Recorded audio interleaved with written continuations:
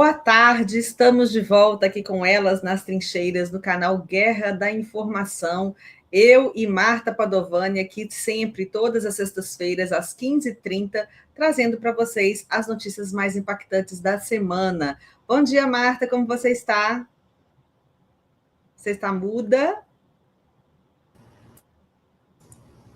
No muto, me perdoem. Bom dia, Ana Paula, bom dia, ouvintes. Essa semana um pouco mais curta, mas novamente aqui trazendo as informações impactantes. E bota impacto nisso, né, Ana Paula? Nós sempre brincamos aqui que 2026 veio com tudo, nós já estamos aqui no terceiro dia do mês de abril e realmente não tivemos trégua, é uma notícia mais impressionante atrás da outra, tanto na política quanto na economia, e a gente segue aqui trazendo as melhores análises para vocês, os melhores entrevistados, mas antes da gente começar os quadros de hoje, com a Alana Figueiredo, eu e Marta Padovani, eu quero pedir a você que deixe o seu joinha, que você curta aqui o nosso programa. É muito importante para nós essa sua participação. Também é importante que você curta, como eu disse, já curta, mas comente aqui também no chat e compartilhe nos grupos de família, nos grupos de amigos, nos grupos de trabalho do WhatsApp. Compartilhe o nosso conteúdo. Essa sua ação em relação ao nosso programa é muito importante para que todas essas informações cheguem a mais e mais pessoas. E a gente vai começar, então, o nosso programa de hoje com o quadro de Alana Figueiredo. Pode rodar a vinheta, Oscar.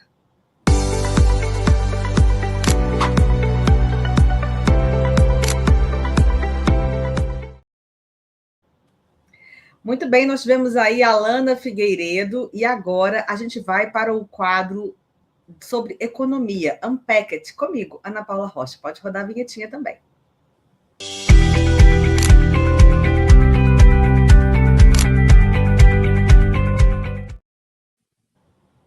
O brasileiro pode até não perceber imediatamente, mas tem um novo aumento de custo vindo por aí.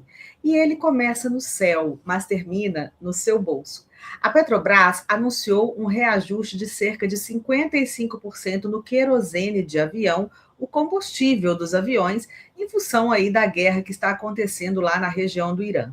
E isso não é um detalhe técnico, isso é um choque direto na economia, como se fosse um soco na boca do estômago.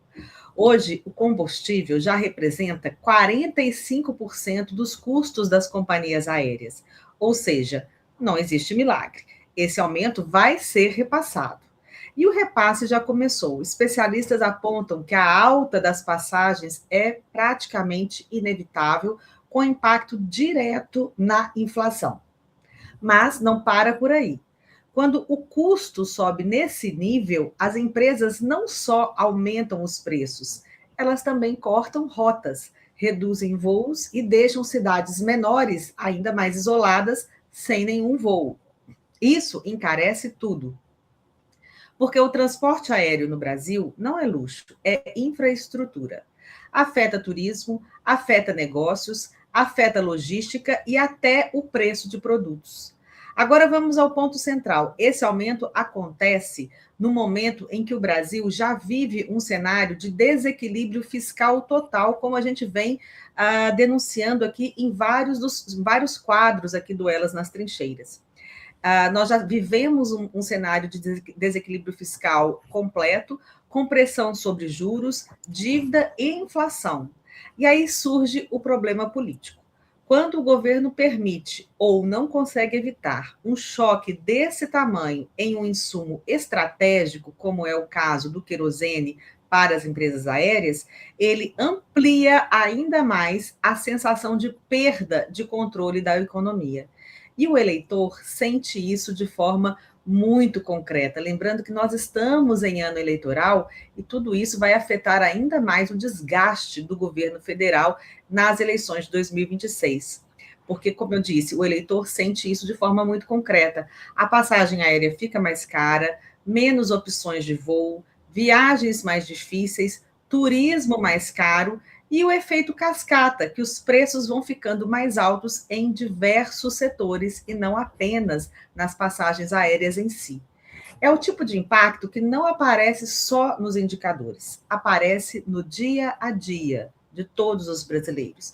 E tem mais um fator crítico: o próprio governo já discute medidas para amenizar o impacto, o que indica que o problema é real e muito relevante. Mas aí entra um dilema clássico: se reduzir imposto, perde arrecadação.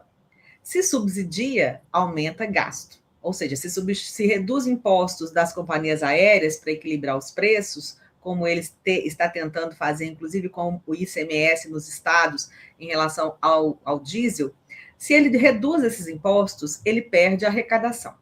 Se ele subsidia, ou seja, se ele passa dinheiro para esse setor, ele aumenta gasto. Ou seja, qualquer solução também pressiona o equilíbrio fiscal, que está para lá de desequilibrado. E é exatamente isso que pode ampliar a rejeição. Porque o eleitor brasileiro médio não acompanha o preço do barril de petróleo no Oriente Médio, mas ele percebe quando a passagem dobra, quando a viagem fica inviável ou o custo de vida sobe de novo. Ou seja, quando ele vai ao mercado e vê que o preço dos produtos, que a moeda, que o dinheiro que ele tem no bolso, o salário dele, perdeu capacidade de compra. No fim, o que era uma decisão técnica vira percepção política e em economia, percepção é quase tudo. Muito bem, tivemos aí o Unpacked comigo, Ana Paula Rocha, e agora vamos para o quadro de Marta Padovani, A Voz do Direito. Pode soltar, Oscar.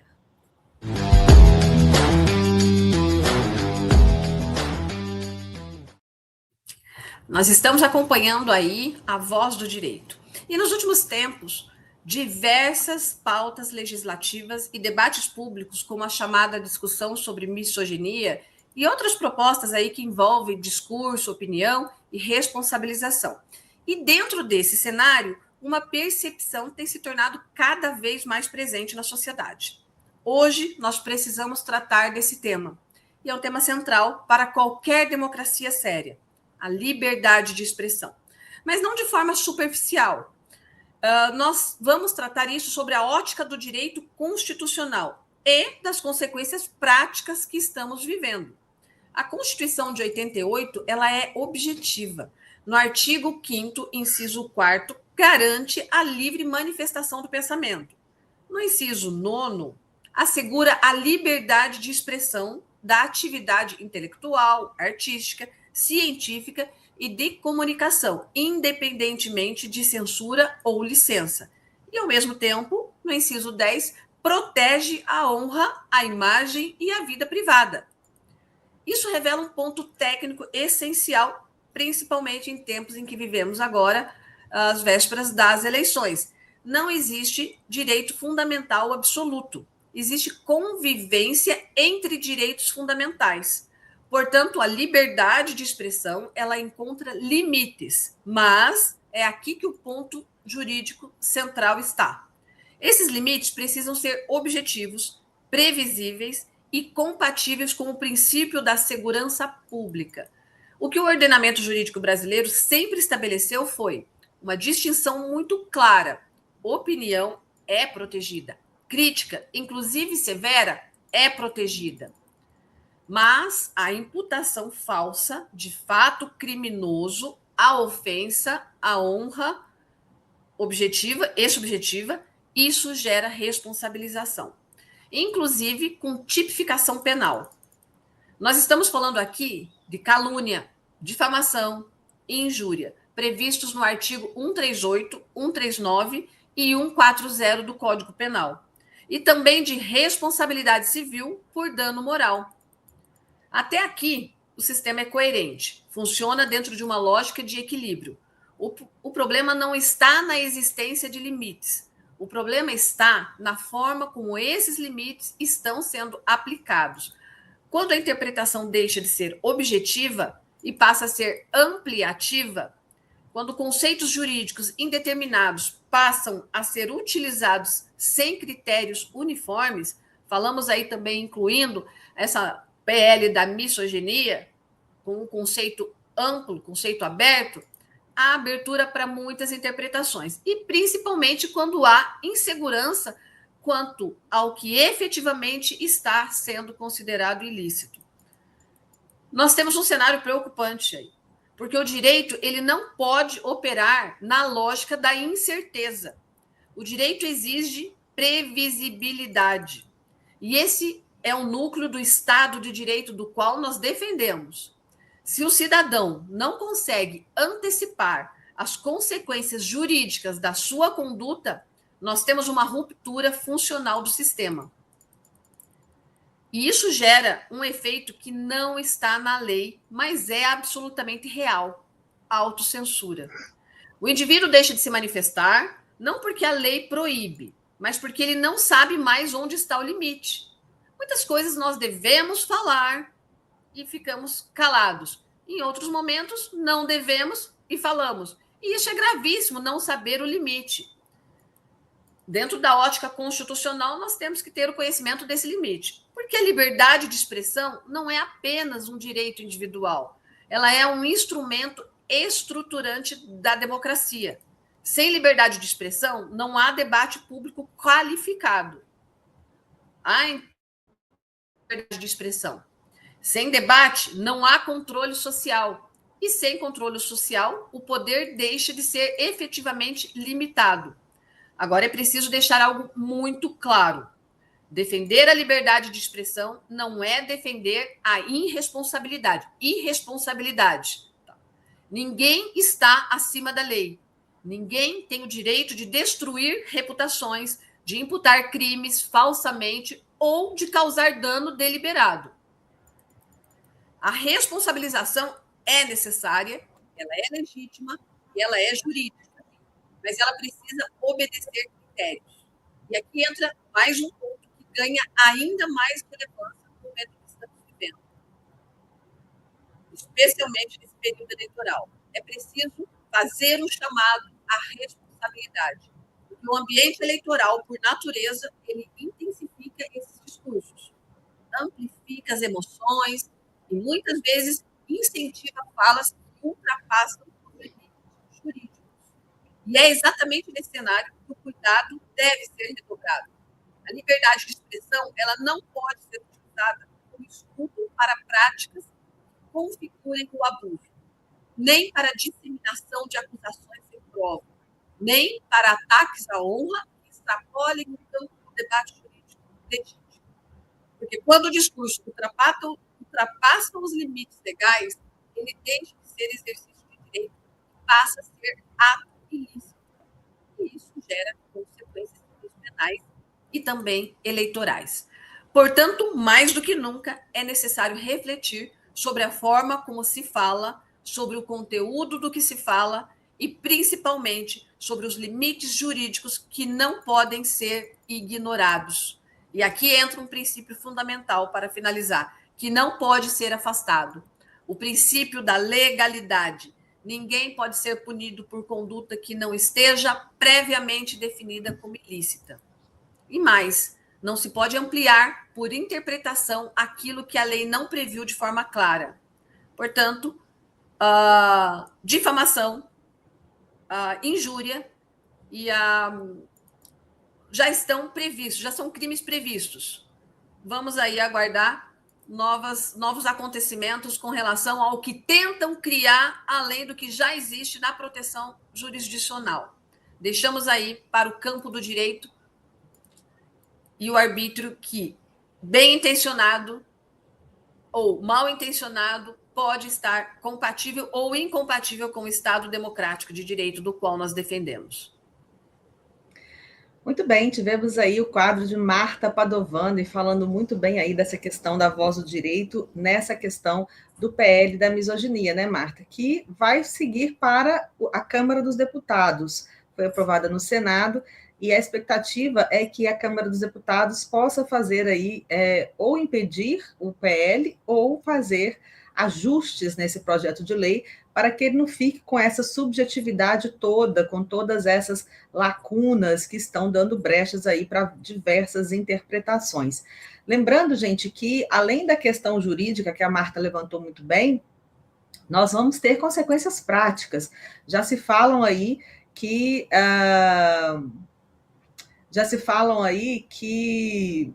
o Oscar está me perturbando aqui já, você acredita, gente?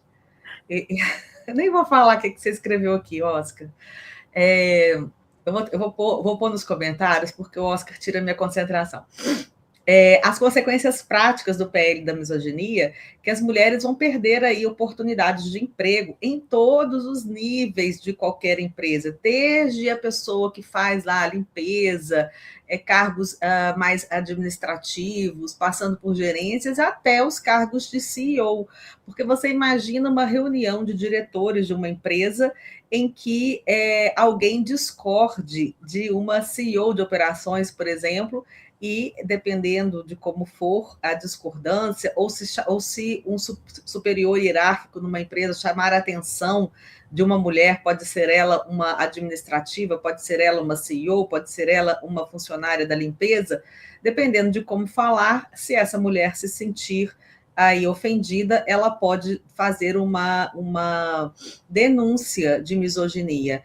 E nesses casos, só a denúncia já é bastante dor de cabeça, mesmo que não chegue a ser efetivamente uma condenação, mas ainda o risco de uma condenação por conta de uma fala ou de discordância ou de chamar a atenção de um funcionário. Ou seja, as empresas vão tender a contratar de preferência, de forma preferencial, os homens. E aí gera. Eu sempre digo que essas pautas lacradoras que a esquerda. Porque existem pautas bastante legítimas, e a questão dos direitos da mulher são pautas legítimas, que foram sequestradas pela turma da esquerda que gosta de lacrar. E tudo sempre em nome de defender a mulher cria situações bastante complicadas para a própria mulher, porque tudo que a esquerda faz não tem um planejamento, não mede os riscos a médio e longo prazo, é sempre tudo para uma lacração, para aparecer, para poder ter aquela manchete dizendo que está fazendo isso em defesa das mulheres, sem avaliar qual será a real consequência na vida das mulheres. E isso se estende também até os relacionamentos, né, Marta? Porque está se criando uma animosidade entre homens e mulheres, que os homens vão ficar com receio até de abordar uma moça para um relacionamento. Até a gente fica sem saber como falar a respeito desse assunto, né? Aquela paquera normal de homem e mulher que querem constituir no futuro, quem sabe, uma família. Para isso, precisa primeiro paquerar e namorar, é assim que começa. E aí vão ficando complicadas essas relações, né, Marta? Tanto na vida pessoal, de namorar, né? Uma coisa tão simples e básica, como na questão da relação profissional, né, Marta? Eu brinco aí, Ana Paula, que ainda bem, né? Não sei no teu caso, mas eu já não tô mais na pista, porque chega a dar pena da garotada, dos jovens que ainda estão aí na pista, como se dizia antigamente, acho que hoje não se fala mais assim, mas quando está na pista, como que é a paquera hoje? Porque se chegar elogiando o perfume ou perguntar alguma coisa, uma forma de aproximação, pode ser considerado, se a pessoa se sentir altamente lesionada ou constrangida, sair chorando como se tivesse sido tocada. Aquele drama todo da lacração, que você muito bem comentou, como que fica essa situação? A ideia da esquerda é realmente puxar o tapete da família. Aí é que nós podemos concluir. Por quê? A família começa com esse episódio, né? Os jovens se aproximando, criando vínculo, com a intenção de criar a sua família. Essa é a ideia. Se não houver isso mais, o que vai acontecer? E como você disse aí, a gente não está mais na pista, mas na verdade afeta todos nós, né? Porque nós temos filhos, filhas, netos. Eu tenho 2 netinhos, 2 meninos. E me preocupa que mundo é esse em que eles vão viver, porque é muito assim, quando a gente pensa da perspectiva do homem agressivo e abusador e tal, é uma coisa, mas quando a gente pensa nos nossos filhos homens, nos nossos netos homens, e sabe que eles estão vivendo num mundo que hostiliza o homem apenas pelo fato dele ser homem. E isso está. Nós precisamos, como mães, avós, como mulheres, abrir os olhos também em relação a isso.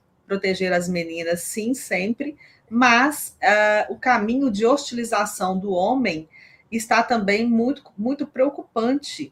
E nós precisamos conversar sobre isso de forma honesta, de forma adulta, sem ser pelo caminho da simples lacração. Porque esse pessoal da lacração, da esquerda, eles falam muito, por exemplo, em direitos da mulher, saúde da mulher, mas quando você vai ver as pautas dele de saúde, é só o aborto. Elas ficam alegando que o aborto clandestino causa mortes em mulheres e que a mulher é dona do corpo dela, que ela não é obrigada a gerar aquele filho, e a saúde da mulher para elas gira apenas em torno disso. Mas, enquanto isso, o SUS, as mulheres que têm câncer de mama não têm direito à prótese, elas ficam mutiladas depois da cirurgia. As mulheres no SUS não têm direito à anestesia se o parto for um parto normal. Elas ganham os filhos com dor. É uma dor absurda, enquanto as pessoas que têm direito aos planos de saúde ou vão para hospitais particulares não sentem dor nesses casos. As mulheres no SUS não têm direito à reposição hormonal quando estão aí no período de pré-menopausa e menopausa. Então, a saúde da mulher ela é muito mais ampla do que simplesmente falar de aborto e simplesmente ficar defendendo essas pautas lacradoras irresponsáveis que estão jogando homens contra mulheres e vice-versa, numa tentativa, como você bem disse, de destruir a base, que é a família, da sociedade ocidental como nós conhecemos. A esquerda ela tem esta função, ela é para isso, e fala-se abertamente sobre isso, destruir tudo que se tem para se chegar a um futuro utópico que ninguém sabe como será, nem quando será e se existirá.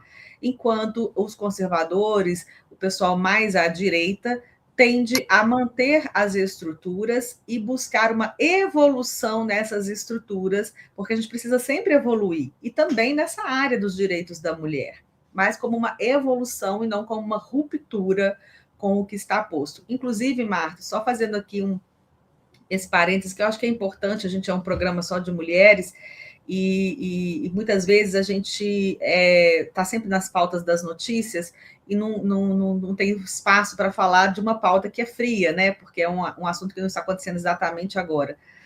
Mas o feminismo de direita, existe um feminismo de direita, e ele nasce antes do feminismo de esquerda, que é aquele. E aí vocês podem dar o nome que quiser, porque a palavra feminismo agora tem sempre uma conotação pejorativa. Mas houve um movimento das mulheres de direita anterior ao feminismo de esquerda, que buscava o quê? Direitos civis. Direitos civis, direito de ter uma autonomia civil sobre a própria vida. Assim como o movimento GLS nasce também buscando direitos civis, principalmente direito sucessório, direito ao casamento, para que, por exemplo, dois homens que tiveram uma relação estável durante anos e anos e anos, quando faleciam, às vezes tinham construído patrimônio e, na sucessão, a família de origem que herdava, sendo que, às vezes, aquela família, em tempos atrás, nem tinha convivido com o filho, tipo, por não aceitar a situação de homossexualidade dele. Hoje essa realidade é um pouquinho diferente, mas o movimento GLS, ele visa primeiro direitos civis, patrimoniais, direitos de união, e também descambou. Só que qual que é o nosso mal? Porque o que chega no Brasil é o feminismo de esquerda, e que está fazendo essas pautas virarem um completo balaio de gatos, um caldeirão de uma confusão, porque a esquerda ela busca o caos, quanto mais caos, melhor para ela, porque ela prega mudança, ela não tem compromisso com a verdade, ela promete qualquer coisa para ganhar uma eleição, então ela pode prometer o absurdo, ela pode prometer qualquer mentira. Então, ela promete qualquer coisa para ganhar uma eleição e depois ela simplesmente comete o estelionato eleitoral e não entrega, como está acontecendo agora no Lula 3, que prometeu diversas coisas que não cumpriu. Bom, quer comentar isso que eu falei, Marta? Rapidamente aqui, mas nós vemos aí uma luz no fim do túnel, Ana Paula. Não sei se foi já comentado aqui ou em outro canal, mas assim, houve ali no dia do Oscar, né? Um comentário na hora do recebimento ali de quem ganhou, um retorno à normalidade com relação à agenda woke, toda essa lacração, toda essa deturpação do que era a busca dos direitos, como você bem comentou, a busca dos direitos civis, os direitos legítimos, né? Porque ultrapassou esse limite e passaram a ser, eles querem ser maiores do que não apenas os direitos civis. Mas há um retorno a essa normalidade, graças a Deus, porque veio lá de Los Angeles, né, do lugar onde geralmente colocam os filmes ali para lacração, para que as crianças cresçam assistindo e tenham esse entendimento, porque é o entendimento que vai paulatinamente criando ali na mente das crianças, que hoje já jovens. Isso começou tudo com Disney Channel, né, alguns filminhos ali mostrando o super empoderamento da mulher, e isso está tendo um retorno. E ali mesmo foi dito que agora família, criação de filhos, aquele retorno à normalidade, ainda que as mulheres hoje mais modernas também, aquelas que trabalham, aquelas que têm as suas responsabilidades, mas mantêm firme e íntegros a ideia de família, de construção familiar, de cuidados com o seu lar, mesmo sendo uma boa profissional fora, mesmo sendo...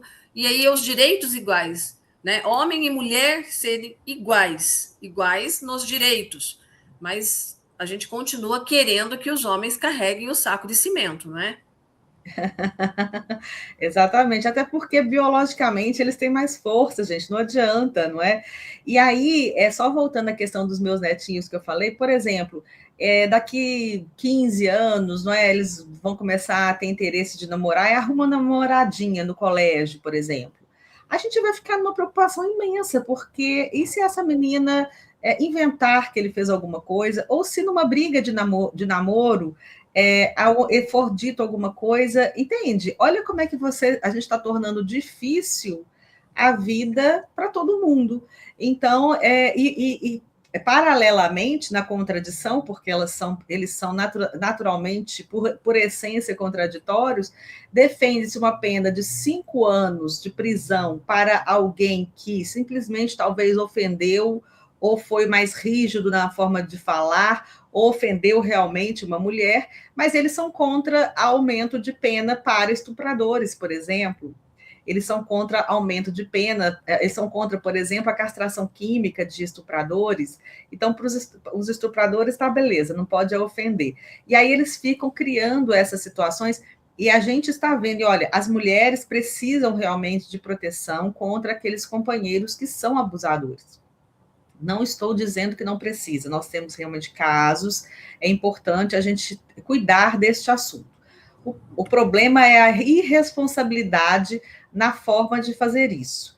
E nós estamos criando não são poucos os casos em que as mulheres estão fazendo denúncias falsas. Às vezes para dar golpes, como eu vi recentemente um vídeo no Instagram de um motorista de Uber, que agora os Uberes estão filmando, então está pegando vários. Elas entram e começam a falar, elas estão gravando, elas começam a falar, não toque em mim, não toque em mim, enfim, para dar golpe. Tem as mulheres que fazem denúncias falsas porque estão no término de um casamento, por exemplo, e querem prejudicar o companheiro ou do ponto de vista patrimonial ou em relação aos filhos. Então, nós estamos tendo muitas denúncias falsas, o que compromete a lei para a defesa das mulheres que realmente precisam. Então, uma coisa que eu tenho batido na tecla, nós precisamos investigar as denunciações caluniosas. As pessoas que fazem denúncias falsas têm que responder por denunciação caluniosa para que a gente iniba esse tipo de atitude. E hoje isso não está acontecendo, fica por isso mesmo. Quando o homem consegue provar que não teve nenhum tipo de abuso, a mulher não é investigada por denunciação caluniosa, o que é um erro, porque muitas vezes, nesse ponto, a vida do homem já foi para as cucuias, do ponto de vista profissional, de reputação, e às vezes até mesmo de um relacionamento. Vamos supor que esse moço, o motorista de Uber, não estivesse filmando. Aquilo poderia prejudicá-lo profissionalmente e até na sua vida pessoal, até que ele prove lá na frente as coisas já desandaram. Então, é muito complicado isso. Então, as mulheres que fazem denúncias falsas precisam responder por denunciação caluniosa. Bom, gente, vamos seguir aqui com a nossa pauta, porque esse assunto realmente prende muito a gente e ele é bastante complexo, né, Marta? A gente podia fazer aqui vários programas sobre o tema, trazendo detalhes, etc., mas aos pouquinhos a gente vai trazendo algumas pinceladas. Muito bem, gente. Vamos falar agora de eleições presidenciais de 2026. O presidente do PL, Valdemar da Costa Neto, diz que Ronaldo Caiado seria opção de vice para Flávio Bolsonaro. O ex-governador de Goiás lançou recentemente a sua pré-candidatura à presidência da República pelo PSD. Ele criticou o senador e pré-candidato Flávio Bolsonaro por não ter experiência no executivo. E o Valdemar da Costa Neto sugeriu também que Caiado disputasse vaga no Senado, além de ser um nome interessante para a vice. O Valdemar, Marta, ele já falou do Zema, ele falou que o Zema era o vice ideal, ele já falou que gosta muito também para vice da ministra, nossa, me fugiu aqui o nome dela, se o Oscar tiver aí, Oscar, estou lendo o chat, pode me mandar. E agora está falando também do Caiado, Tereza Cristina, obrigada, Oscar, a ministra Tereza Cristina, ex-ministra, e agora está falando também do Caiado. Ele não tá se contradizendo, ele está dizendo que todos esses nomes são bons, né, Marta? Exatamente. E aqui agora começa, né? Começaram já a corrida eleitoral e nomes surgirão. Mas a construção de uma chapa forte, ela não se sustenta apenas em nomes. Ela exige equilíbrio aqui e representatividade e principalmente um projeto claro de país. O Brasil já não aceita mais, Ana Paula, discursos vazios e composições feitas apenas por conveniência política. A população quer direção, quer previsibilidade, quer saber onde estão tentando conduzir o país. E qual é, de fato, o plano para a economia? Essa é a grande pergunta. Como será enfrentada a insegurança que atinge o cidadão comum todos os dias? Segurança pública. Queremos ouvir sobre segurança pública. Qual é o compromisso concreto, não retórico, com a liberdade, com a justiça e com o desenvolvimento?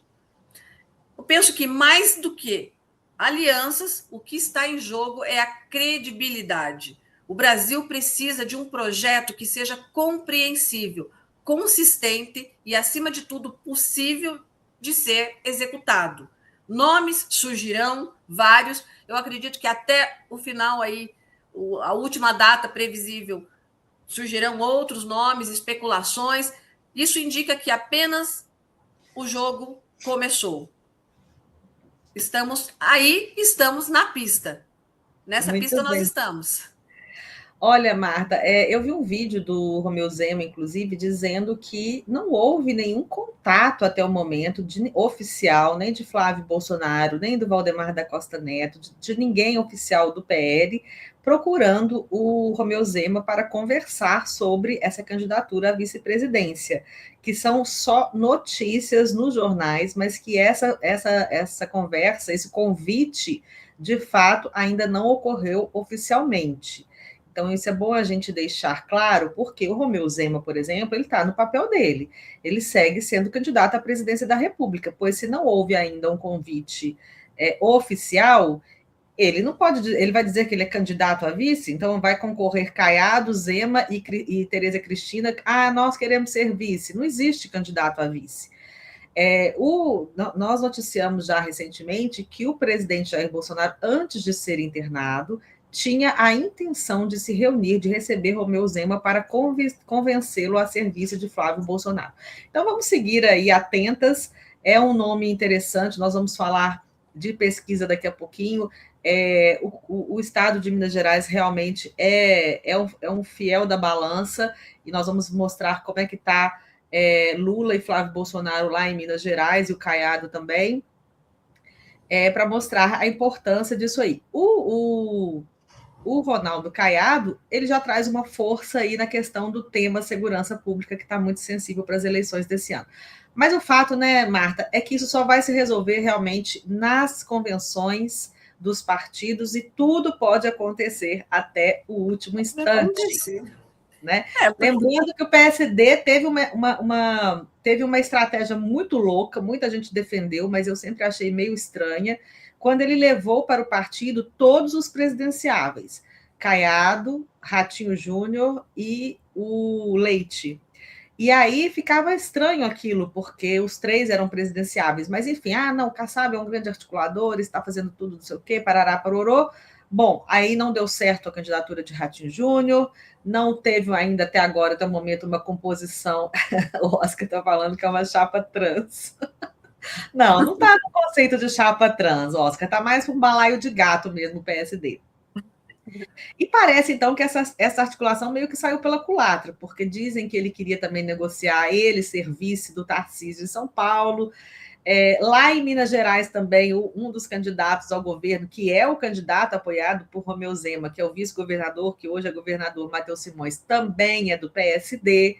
Então está tudo muito confuso aí em alguns estados, que obviamente essas articulações passam por essas trocas, né, nos estados. Tá, então nós vamos ficar para presidente com Flávio Bolsonaro, e aí o PL, por exemplo, não lançaria um nome para o governo de Minas e apoiaria o candidato Romeu Zema. Isso seria uma configuração. Então, essas conversas todas ainda estão para acontecer, e a gente vai ter algumas definições lá somente no apagar das luzes. Uma dessas configurações malucas de Estado, que eu estou citando Minas Gerais, agora eu vou para a terra da Marta, que é o Paraná, que eu vou falar um pouquinho mal do Paraná brincando, adoro o Paraná, mas que outro dia no programa a gente brincou muito. Tem umas cidades lá, né, Marta, com os nomes estranhos. Eu brinquei que assim, o Paraná, o povo ruim para dar nome de cidade. Como é que é, gente? Eu não vou falar, porque se eu falar errado, vai ficar mais engraçado ainda. Não, Daqui mas a pode falar aí. os nomes Paraná eu assim, conheço. os nomes assim que dão margem a interpretações duvidosas, né? Curralinho, Ponta Grossa, Campo Largo. Menina, outro dia isso foi assunto de muitas risadas. E aí eu soltei essa. Gente, mas esse povo do Paraná é muito ruim para dar nome de cidade. Tem alguns nomes bem estranhos. Comentário tipicamente mineiro, né? Mas então, então eu falei de Minas Gerais, agora eu vou jogar a bomba no colo de Marta Padovani. Por quê? Cristina Grêmio se filiou ao PSD, que terá como candidata à presidência, pelo menos até o momento, Ronaldo Caiado e não Flávio Bolsonaro. Como que fica a situação da Cristina? Quem são os outros nomes do Senado no Paraná? Conta para gente. Eu sei que você também, vou fazer dedo duro aqui, porque Marta é pré-candidata a deputada federal pelo Paraná, assim como eu sou pré-candidata a deputada federal por São Paulo. Eu estou do Partido Novo. Marta vai contar aqui para gente o que está acontecendo lá no PL do Paraná e como que está essa situação de Cristina Grêmio estar apoiando, ou pelo menos filiada, ao partido que vai lançar Ronaldo Caiado como presidente da República. Marta.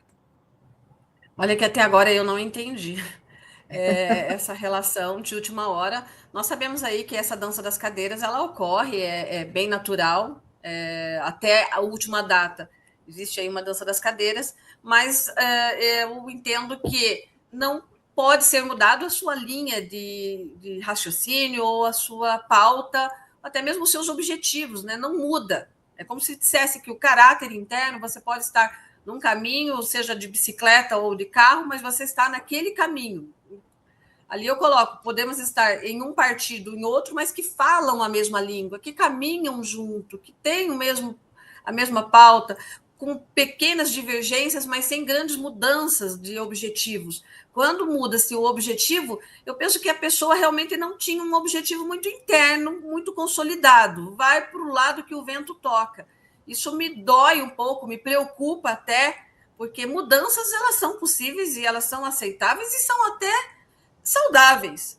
Mas quando a mudança ela é brusca e muito diferente do que se dizia, ou se afirmava algo, porque nós podemos mudar de ideia, Ana Paula. É natural e é saudável. Mas mudar de ideia e, ao mesmo tempo, é como, dando um exemplo, eu mudo a forma de andar, quero chegar no mesmo lugar, mas eu mudo um outro caminho e continuo querendo chegar no mesmo lugar, querendo olhar as mesmas flores no caminho, mas eu estou em outra rua. Eu acho que explicando, ali no caso, a Cristina, ela disse, logo em seguida, de mudar o partido.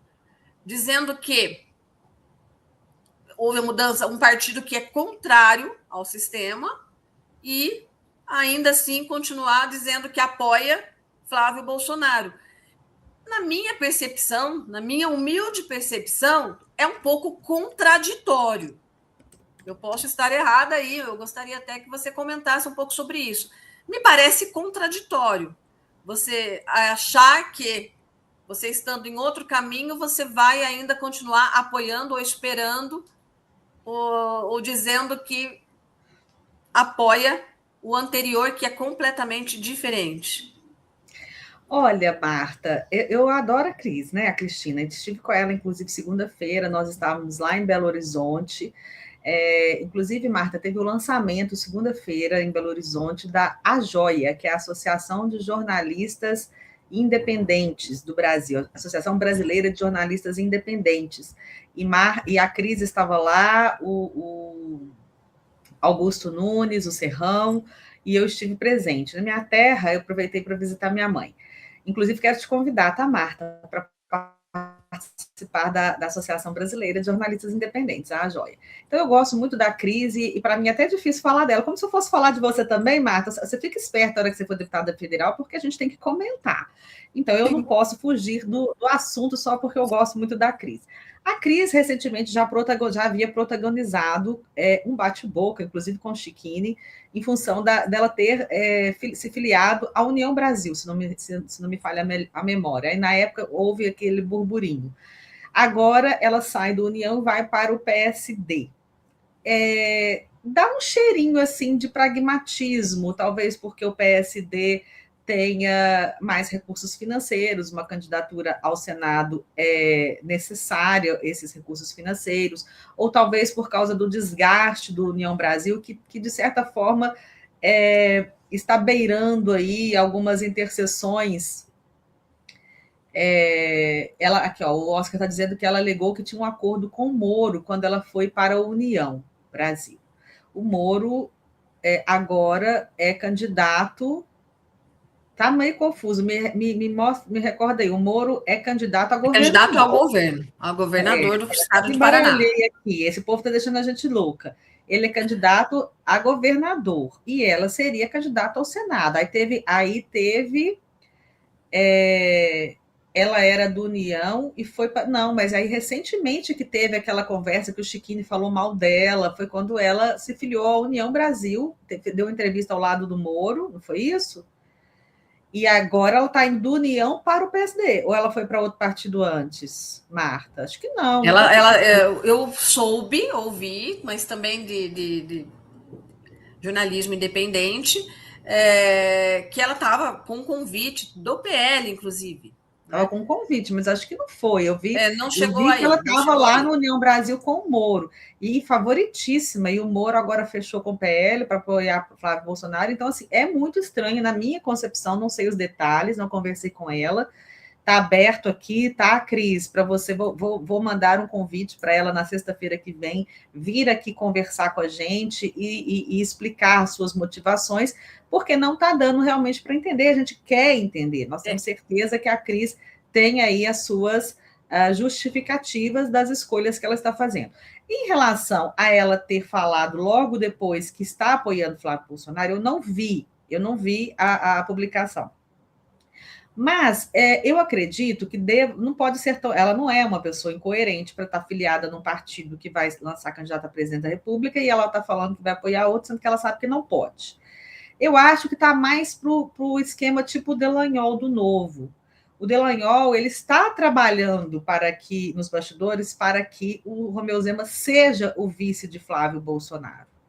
E aí, nesse sentido, ele também apoiaria Flávio Bolsonaro para a presidência da República. Mas, se o Zema for efetivamente candidato do Partido Novo, o Delanhol também vai ter que apoiar o Romeu Zema, por uma questão de fidelidade partidária, inclusive, que faz parte dos valores, dos princípios também que a gente defende. Também é a coerência com a questão da lei, a legalidade e tudo mais. Então, eu acho que pode ser isso que talvez ela quis dizer e que a imprensa pode ter distorcido. Aqui eu estou fazendo uma especulação, tá, gente, da minha cabeça. Mas pelo que a gente conhece da Cris, ela pode ter querido dizer o seguinte, que, por exemplo, ela gostaria que o Caiado talvez fosse vice do Flávio Bolsonaro, e aí, nesse caso, ela ficaria ali para apoiar Flávio Bolsonaro. Vamos aguardar os acontecimentos. Fica aqui, né, Marta, o convite para... Quero deixar claro também, né, que eu gosto dela, não tenho nenhum problema, mas eu ainda estou querendo entender essa mudança brusca, porque realmente é uma mudança no sentido sair de um partido de direita, né, ser antissistema, e de repente essa mudança muito brusca para um partido que é o sistema. Então, são perguntas aí que a gente precisa de umas respostas. Nós queremos aqui reiterar o convite para a Cris vir ao programa na sexta-feira que vem. Eu vou mandar o convite para ela e esperamos que ela aceite. Não sei se ela está, né? Se a nossa live vai chegar até ela, mas, Cris, nós queremos te ouvir aqui para entender e para que você possa explicar para a audiência o seu posicionamento da forma mais transparente possível. E vamos ver, né? O Oscar já estava querendo trazer a Cris aqui no programa, é o momento ideal para ela vir, porque é de interesse dela também poder ter espaço para explicar os seus posicionamentos. Mas, aí, Marta, voltando para o Paraná, quais são os candidatos ao Senado do Paraná? Além da Cris. O preferido do PL, nós temos aí o Felipe Barros, né? Felipe Barros. Não, o Chiquini não, Ana Paula. O Chiquini vai para deputado federal. Federal, exatamente. O Delanhol que ficou para o Senado, correto? Delanhol como senador. O Chiquini está no Partido Novo, né? Os favoritos aqui são o Felipe Barros. Aí no Paraná, temos o Chiquini e o Delanhol no Partido Novo, que estão com a mesma situação. Se o Zema for... Mas o Chiquini é para deputado federal, mas para o Senado... Mas é uma figura bastante conhecida, ia ser candidato a senador, bastante conhecida, que vai ficar na mesma situação, assim como vários parlamentares, o Van Hatten, pessoas que estão alinhadas com Flávio, estariam alinhadas com Flávio Bolsonaro, são cabos eleitorais importantíssimos, a gente já comentou isso aqui, o Novo tem vários cabos eleitorais importantíssimos, vários parlamentares, e se o Zema mantiver a candidatura, eles vão poder apoiar o Flávio somente no segundo turno, que é o caso da Cris. O Novo e o PL estão muito alinhados, viu, Ana Paula e ouvintes? Por quê? Estando internamente, eu consigo observar, mas até de fora a gente consegue ver, porque o Moro do PL e está alinhado com o Dallagnol, que é do Novo. Então, nitidamente, só olhando isso, nós vemos aí que o PL e o Novo estão perfeitamente alinhados. Tem a mesma pauta, seguem os mesmos princípios e tem... a gente entende, aí é a minha posição, meu ponto de vista, no sentido que o PL é um pouco mais pós-Bolsonaro, mais ideológico, mas tem a sua linha conservadora tanto quanto do Novo, e o Novo, ele deixou a ideologia não é o centro principal, mas é também tanto conservador e alinhado com a pauta de direita, com certeza. Então, eu acredito que nessas eleições, Novo e PL estarão com certeza alinhados e caminhando de mãozinhas dadas. Eu mesmo sou do Novo e eu estou sempre colocando aqui meu posicionamento, que é a minha torcida aí para Flávio Bolsonaro. Mas, quando eu for candidata, se realmente, como jornalista, eu venho posicionando aqui tudo, Flávio Bolsonaro crescendo nas pesquisas, a musculatura que a campanha ganhou, tudo mais. Mas como candidata, se o Zema mantiver a candidatura à presidência, nós todos, Van Hatten, Delanhol, todos vamos ficar nessa situação de, no primeiro turno, termos que apoiar Romeu Zema para a presidência da República, sabendo que Romeu Zema já deu todas as declarações dizendo que no segundo turno estaríamos todos juntos. Então, isso aí a gente precisa entender, né, porque... por exemplo, eu não posso falar da Cris, o PSD, eu tenho todas essas ressalvas, só ela mesma pode vir dar as explicações dela. Eu posso dar a minha. Por exemplo, no Partido Novo, eu estou muito mais confortável para fazer o que eu acredito, porque os outros partidos, e até o PL, ainda tem aquela coisa dos donos dos partidos, e eventualmente fazem algumas composições que eu não concordo, como foi, por exemplo, apoiar o Ricardo Nunes na Prefeitura de São Paulo, não concordei com aquilo, não concordei com o Mota para presidente da Câmara. E nesses momentos críticos, o Partido Novo, os parlamentares se posicionaram da forma que eu acredito. Então, para mim, teve mais sentido novo. A Cris tem que trazer aqui, né, Marta, as justificativas dela, o porquê do PSD com o Ronaldo Caiado, né, Marta? Esperamos que sim. Eu acredito que ela deve ter bons motivos. Como você disse, ela é uma pessoa bastante coerente. Eu acredito que ela deve ter seus motivos e irá dar essa explicação para a população. Muito bem, vamos agora passar aqui um pouquinho para falar um pouquinho dos escândalos que não deixam de ter a ver com as eleições, porque esses escândalos aí do INSS, do caso Master, estão colando, mas assim, com força na rejeição do Lula da Silva, porque o PT, historicamente, vem acumulando desde 2003 no Lula 1, passando pelo Lula 2, passando pelo Dilma 1 e o Dilma 2 pela metade, casos de corrupção, escândalos de corrupção. É sempre quando eles estão no poder que, por terem a corrupção como uma forma de governar, porque corrupção tem em todo lugar do mundo, né, Marta? Até na Suíça. O grau de corrupção é que pode ser maior ou menor, dependendo de como aquele país está organizado. Mas o PT, ele coloca a corrupção como uma forma de governar. Esse é o grande problema do PT, do Partido das Trevas.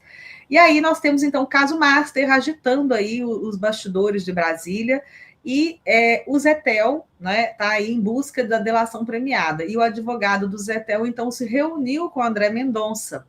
Esse encontro aconteceu nessa última semana, depois que o cunhado de Daniel Vorcaro mudou a equipe de defesa. Os antigos advogados deixaram o caso, isso já aconteceu há alguns dias, mas a gente tem aí essa reunião, já aconteceu há alguns dias, a troca da defesa, tá? Que quando teve a troca da defesa, já se vislumbrou que teria uma delação premiada.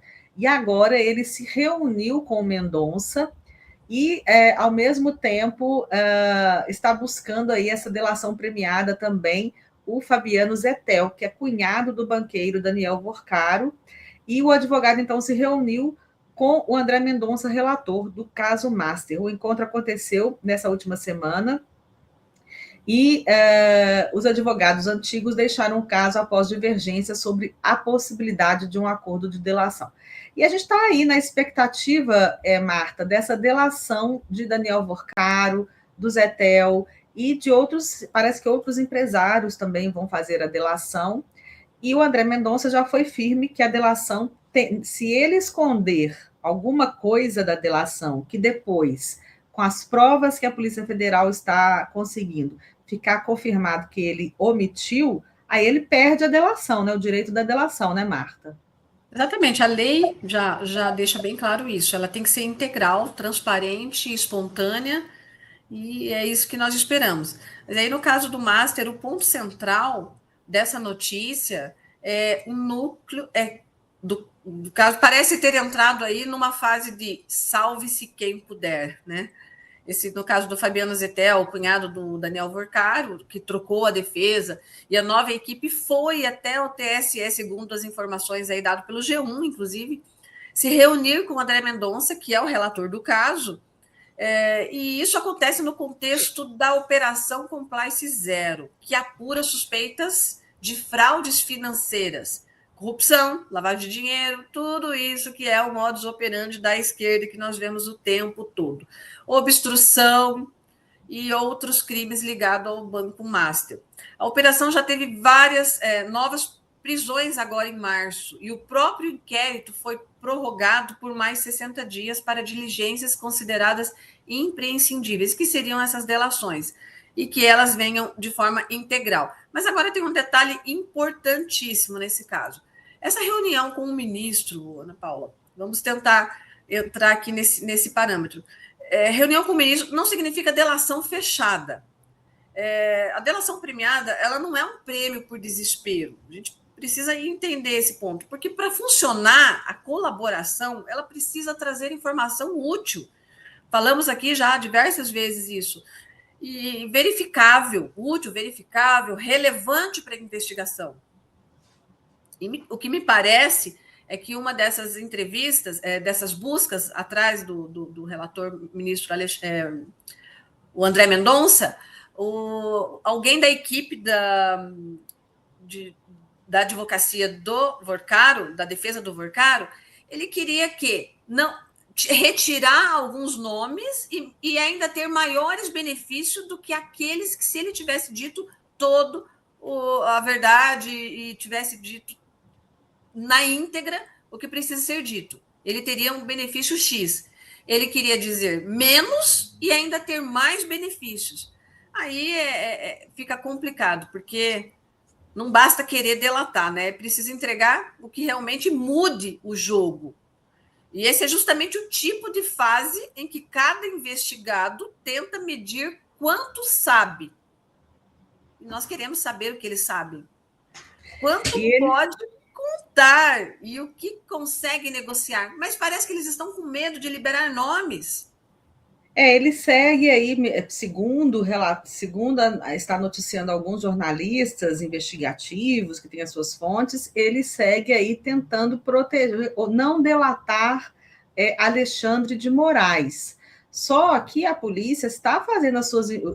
bom, delatar pela metade não pode, ele tem que contar tudo, é o que a lei fala, você já nos explicou muito bem. Só que, por exemplo, se ele omite e a gente não consegue provar que ele omitiu, fica por isso mesmo. Se ele não entrega Alexandre de Moraes e a polícia não tem provas contra Alexandre de Moraes, não dá para a gente provar que ele omitiu. Só que existem, a polícia está investigando, e o Moraes, ele que, olha, tem uma outra notícia, ele viajou em jatos da empresa, foi uma notícia que bombou também essa semana, pelo menos 8 vezes só em 2025. E o gabinete do ministro havia negado que ele tinha viajado em jatos do empresário. O escritório da Viviane Barsi, da Viviane de Moraes, informou que contrata serviços de táxi aéreo e que os valores eram compensados em honorários advocatícios. Mas ele efetivamente viajou 8 vezes, não sei se todas as 8 com ela, acompanhado dela, mas algumas vezes sim, em jatos de empresas do Vorcaro. Essas 8 viagens teriam acontecido de maio a outubro de 2025. Isso foi noticiado pela Folha de São Paulo, mas também já tinha sido anunciado mais do que esses 8. São 8 voos que Alexandre de Moraes fez, mas todas as aeronaves de Vorcaro também, isso já foi noticiado, todos os voos que as aeronaves fizeram, inclusive lá em Trancoso, Marta, onde faziam-se as festas aí cheias de vídeos interessantes, teve voo que veio do exterior e que pousou em Vorcaro sem passar pela imigração. Isso é outra coisa que precisa de ser investigada, trazendo, inclusive, possivelmente, talvez, garotas de programa que estiveram nessas festas, que são da Colômbia, da Venezuela. Então, assim, quem são essas moças? Como elas vieram? Como elas entraram no país? Isso foi feito de forma lícita? Tem tráfico de pessoas no meio disso ou não tem? Tinha menores ou não tinha? Então, tudo isso tem que ser investigado. Mas eu estava dizendo que o Vorcaro, ele está tentando proteger, não delatar Alexandre de Moraes, e parece que André Mendonça já deu um puxão de orelha aí, que não vai admitir essa delação pela metade, né, Marta? Exatamente, mas aí vamos por partes. Se confirmado, nos termos apresentados, todas essas informações aí, são fatos que exigem, no mínimo, esclarecimento claro e imediato. Nós não podemos simplesmente nos acomodar e achar que é isso mesmo e ficar quieto, porque não se trata aqui de atacar pessoas, mas de preservar algo maior, que é a confiança nas instituições. Ainda temos, tá difícil mantê-las, né? Mas autoridades públicas aí que foram citadas, especialmente aquelas que ocupam funções centrais no sistema da justiça, devem estar acima de qualquer dúvida razoável, Ana Paula. Eles devem ser imparciais, eles devem ser independentes.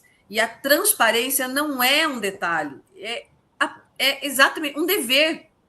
E diante das informações como essa, que vemos aí, de todos esses históricos e essas junções e festinhas interessantes, enfim, O caminho mais adequado não é o silêncio, mas o esclarecimento. E também não um ataque, porque quando se pede uma transparência, não é um ataque, é o pedido de uma transparência. Se o ataque vem, é porque já está escondendo algo. E diante dessas informações, não é o silêncio, porque instituições fortes, elas não temem a verdade. Pelo contrário, elas se sustentam na verdade. Mostram ali. Se não tem nada, então mostra. Vai lá. Façam as delações que sejam necessárias, mostrem ali se houver mentira, ficará provado, se cada um que for citado ali não tiver nada a ver com a situação, apresente ali as suas provas, porque essa história do Vorcaro querer delatar, mas querer delatar pela metade, nós já imaginamos aí que tem nomes importantes envolvidos e que ele quer preservar. Mas preservar por quê? Porque foi ameaçado, aí abre aí uma situação para que nós possamos aí ter várias interpretações. Aí nós temos aí essa abertura. Porque tem um detalhe que, para mim, é muito sério nessa história aí. Daniel Vorcário estaria negociando, nós citamos aqui, os benefícios numa delação que, pelo que está sendo noticiado, nem completa né? Falamos do jatinho, mas o jatinho é um dos problemas, talvez até dos menores, mas indica o envolvimento. Indica uma proximidade muito grande, né, Mar? Indica um envolvimento muito forte. Mas aí fica uma pergunta bem direta. Como que alguém quer um prêmio máximo, porque é isso que ele está tentando negociar, sem entregar tudo? Ele que entregue todo esse envolvimento aí, tudo que ocorre. Porque juridicamente a lógica da delação é essa, a delação integral. Quanto mais relevante a informação, mais completa, mais eficaz, maior o benefício ele vai ter.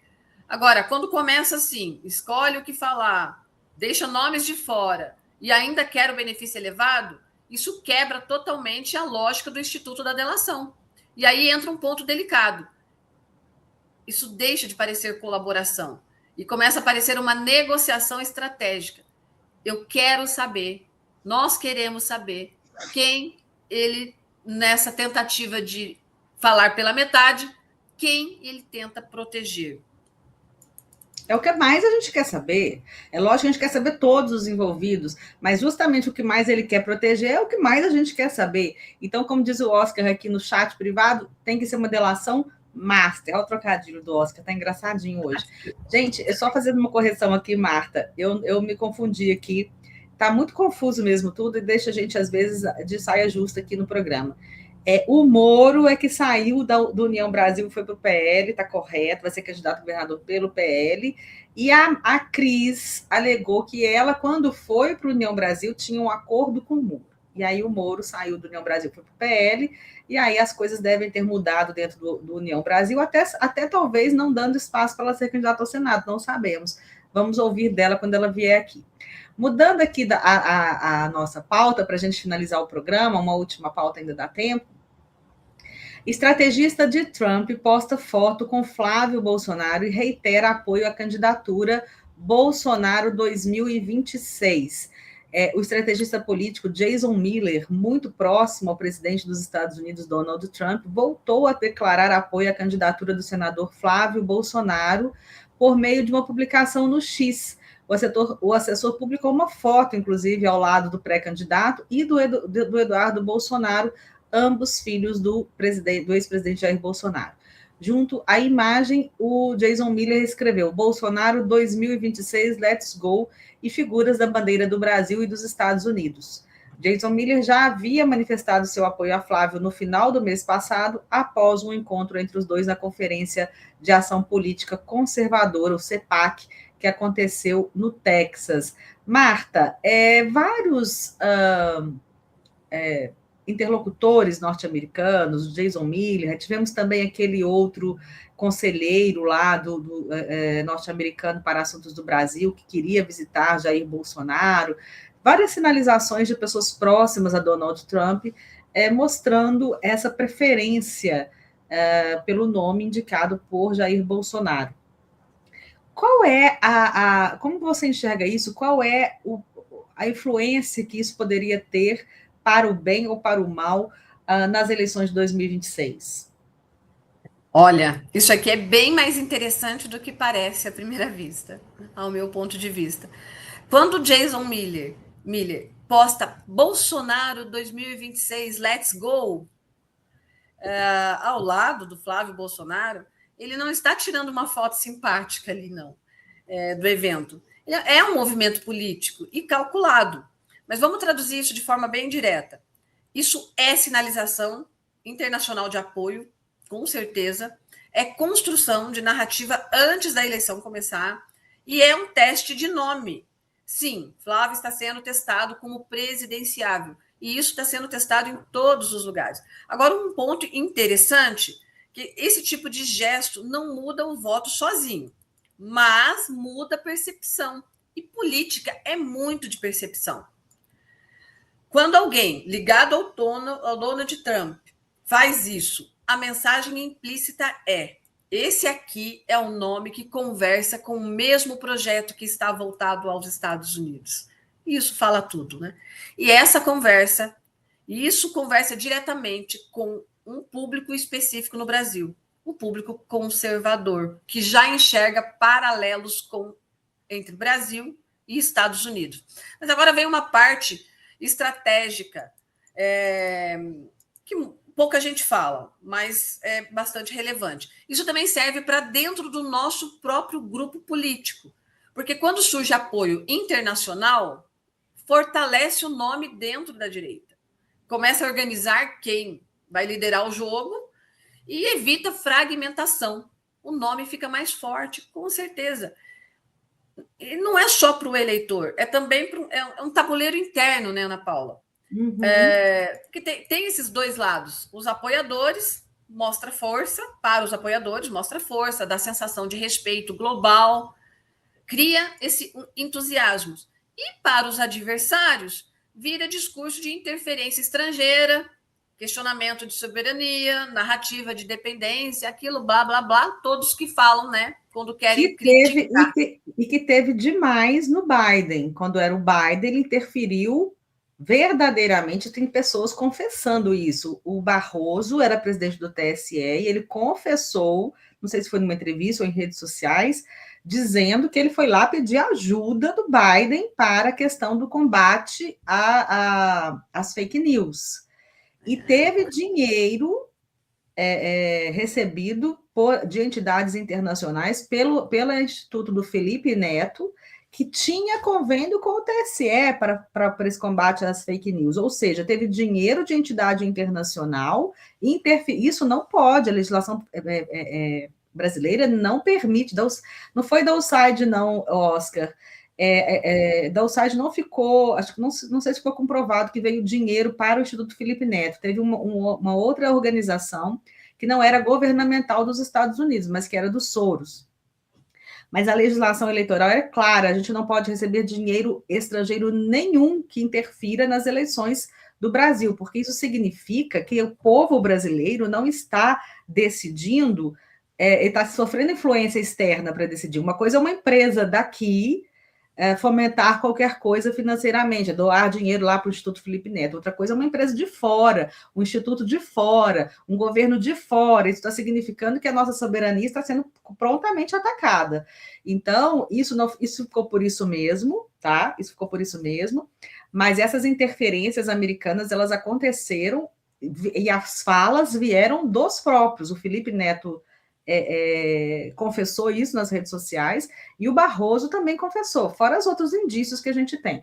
Então, Marta, só da gente não ter o Biden dessa vez, a gente já ganha uma vantagem, porque não vai ter a interferência ao contrário. Agora, exato, mas aqui, ó, sendo bem sincera e analítica, todo esse jogo aí mostra que uma coisa bem clara, 2026 já começou, e começou num nível muito alto já. A articulação internacional, a construção da imagem, isso tudo ficou em cima dessa construção da imagem. E um posicionamento de nomes. Daí não é somente sobre a foto, é sobre o time. o horário que ele colocou, a fase, o momento do início da grande corrida das eleições, ele foi lá e se posicionou internacionalmente e, como disse, dá para os adversários alguma munição, mas também para os apoiadores, grande sensação de aprovação externa. E tem uma coisa, eu vou pedir o Oscar para me ajudar aqui, de ajuda dos universitários, quer dizer, dos universitários não, dos brasileiros que estão lá na... nunca sei se ele está na Tailândia ou... Onde que você está hoje, Oscar? Responde aí para mim. Indonésia. Indonésia. Mas let's go, Oscar. Let's go significa vamos. Não significa assim, vai que eu te apoio, não. Significa vamos. Estou errada no let's go? Assim, em português, uma coisa é a gente dizer vamos, outra coisa é dizer vai, sua candidatura nós estamos apoiando, vá, né? Não sei se em inglês teria essa diferenciação, mas porque no português é diferente dizer vai do que vamos. E acho que ele estava se incluindo aí, né? Vamos juntos. Mas é isso aí, vamos nessa. Ele respondeu que só vamos nessa. Ele não falou se tem essa diferença aí no inglês ou se não tem. Marta, você sabe me responder? Eu entendo que é vamos. É vamos. Bom, vamos lá. Bom, gente, a gente está chegando ao finalzinho de mais um Elas nas Trincheiras. A gente quer agradecer muito a participação de vocês. É muito importante que vocês curtam esse conteúdo, façam cortes, publiquem, divulguem pelo Instagram, pelo WhatsApp. Compartilhem o link da live e para os seus grupos de WhatsApp, para os seus grupos da família, amigos.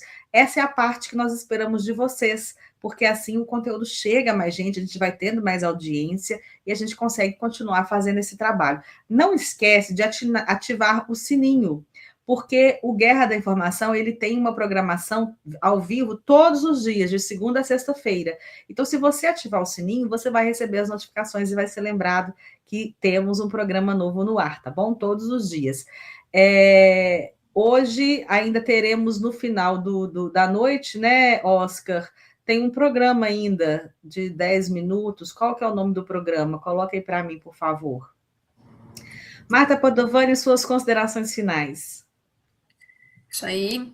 Hoje, lembrando que é Sexta-feira Santa, nós iniciamos aí que a Sexta-feira Santa significa o início do cumprimento daquilo que estava previsto, né, para dos profetas antigos, que ele viria, ele morreria e ele ressuscitaria. Então, hoje começa esse grande cumprimento das profecias. Tenha uma boa Sexta-feira Santa, um ótimo sábado e um feliz domingo de Páscoas. Exatamente, bem lembrado aqui a Sexta-feira Santa, a paixão de Jesus Cristo, né, nosso Deus, Filho de Deus, e no domingo teremos aí ressurreição, finalizando o tempo de Quaresma. Então nós queremos pedir a vocês, olha, hoje teremos o Batalha Cultural com César Lima às 21 horas. Não percam, é muito interessante também o programa Batalha Cultural com César Lima, é um programa mais curtinho, de 10 a 15 minutos, vocês não podem perder.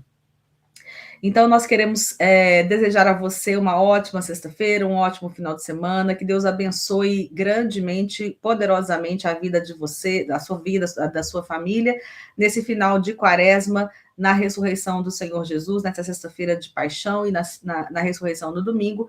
Que Deus os abençoe e até a semana que vem, na sexta-feira, às 15h30, nós estaremos de volta, eu e Marta Padovani, com Elas nas Trincheiras. Bom final de semana e até a próxima.